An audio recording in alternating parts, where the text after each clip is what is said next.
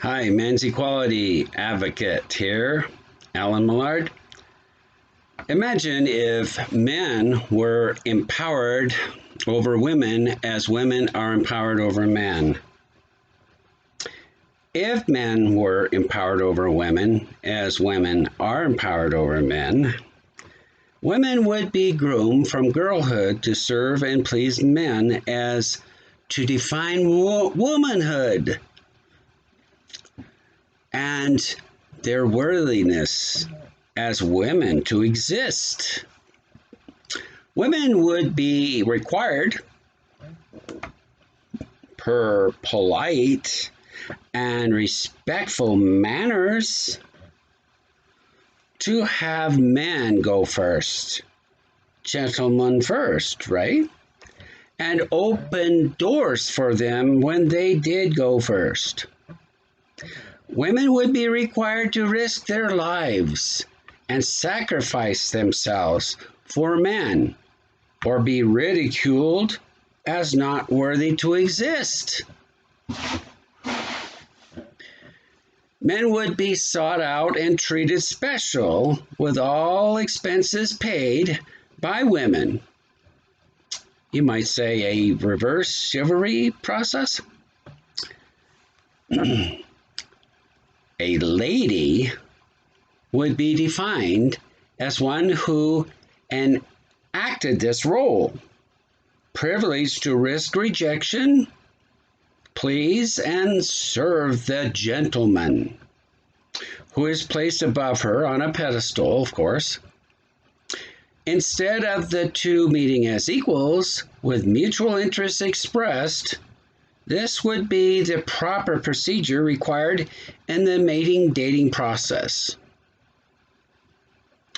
The Sex Act and sex laws would be sculpted totally to men's discretion too, of course, even arbitrarily redefining to shore up the power received from having a given advantage over women. Sex laws and the Sex Act to make it rape at his discretion. And any attempt to defend themselves in this process, women would be denied, and they would be called rape shield laws. There would be no equal employment opportunity to even provide them any trade-off advantage, exchange value assets to help balance the arrangement out either. There would be, only men could be violated too, not women. Women would be taught to take it like a woman and humiliated if they didn't. You're not woman enough to take it. Men would humiliate women who express interest in them with all kinds of charges, predators, and that they were creeps who did so, and put down women who sought to even please them. This and men's sexual assault of women would be encouraged and commonly regarded even as humorous. Even the sexual mutilation of women would be conveyed as humorous over the media and men's TV programs. Recall the Bobbitt incident and The View. Domestic violence laws would be created to only apply to protecting men per an exclusionary Violence Against Men Act.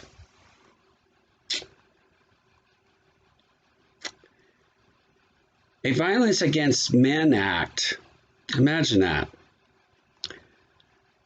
A male version of Title IX would be created as well, of course. What girls and young women created in sports would be taken from them and given to boys and young men, depriving them opportunities earned by them, then expanded upon and used to persecute them on campuses per a toxic environment, as well as a special legal system persecuting them through their sexuality. For example, could be that time of month would not be allowed on campus. A special kangaroo court would be featured, exempt of due process, in which case we are to just believe all men, but with formalities providing a facade mockery of due process, just to look good, of course. Women would have no productive rights. Given their value and status, only men would have to their discretion whether to even have a child or not, and be automatically granted child custody if they did, and if they choose to do so. The woman at his mercy would be enslaved to serve him for 18 plus years due to her exclusive decision and ensuring he gets the most out of her, depriving her custody for all the court-ruled benefits and government subsidies this status provides him. Alimony would in many cases be included in the deal too, allowing the enslavement to continue for an indefinite period of time. Conclusion.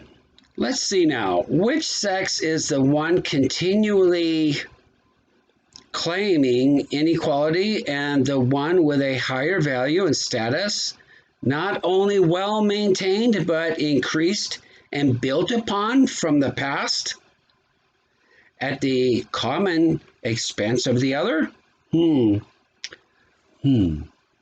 Gee whiz, I wonder. Not. And given to which sex this societal condition would apply, what one? What sex would constitute in control in this condition a matriarchy or a patriarchy existing in our society? Could it possibly be that the sex who is bound to serve the other is a mere figurehead placed to accept accountability while striving to serve the other?